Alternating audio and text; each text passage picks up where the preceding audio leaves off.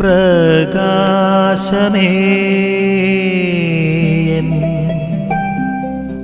മിഴി തുറക്കുക വേഗം.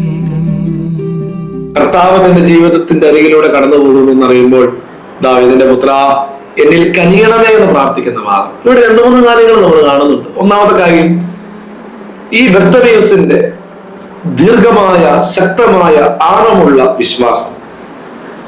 ചുറ്റും നിന്ന പുരുഷാരം അവനെ തടഞ്ഞപ്പോൾ ഒരു തടസ്സത്തിന്റെ മുമ്പിലാണ് കൂടുതൽ ഉച്ചത്തിൽ വിളിക്കുവാണ്. കാരണം കർത്താവിന് അവനെ സൗഖ്യപ്പെടുത്താൻ പറ്റുമെന്ന് അവൻ അറിയാം.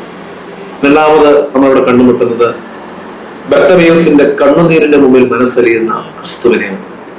ബർത്തമേയുസിന്റെ വിശ്വാസവും ക്രിസ്തുവിന്റെ മനസ്സലവും സന്ധിക്കുന്നിടത്ത്, കൂടിച്ചേരുന്നിടത്ത് സൗഖ്യം ഉണ്ടാവുകയാണ്. അവന്റെ ജീവിതത്തിന്റെ ഏറ്റവും വലിയ പരാധീനതയായിരുന്ന ഒന്നും കാണാൻ പറ്റത്തില്ലെന്നുള്ള അവന്റെ സങ്കടങ്ങൾക്ക് ഉത്തരം കിട്ടുകയാണ്. അവന്റെ ജീവിത പ്രതിസന്ധികൾക്ക് മുഴുവനും അവിടെ ഉത്തരം കിട്ടുകയാണ്. ബർത്തമേയുസിനെ സൗഖ്യപ്പെടുത്തി ഈശോയെ, ബർത്തമേയുസിൽ കൃപ നടത്തിയ ഈശോയെ, ഞങ്ങളുടെ ജീവിതത്തിനും സൗഖ്യം പകരണമേ എന്ന് ഈ വചനത്തിന്റെ മുമ്പിലായിരിക്കുമ്പോൾ നമുക്ക് ധ്യാനിക്കാം. സൗഖ്യദായകനായ ഈശോ അവന്റെ കൃപ നമ്മൾ ചൊരിയട്ടെ. ആമേൻ. നിൻ വഴിയേ നടക്ക